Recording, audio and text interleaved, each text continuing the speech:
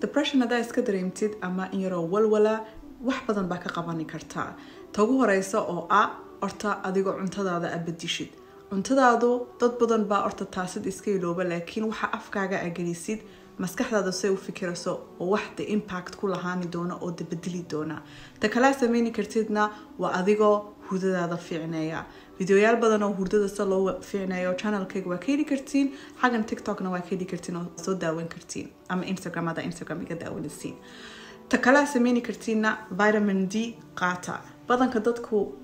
depression ka seasonal depression wax la yiraahdo dadka ku dhaca adaa dibadaha ajoogsin oo dhul baraf ajoogsin oo ceed ama qorax badan adaa arkeen vitamin D waa u baahan tahay because bila vitamin D iyo murugo yar baa dareemi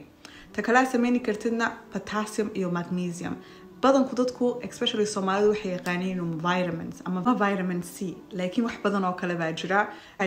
magnesium potassium electrolytes minerals waxaas oo kale ta kala sameeyni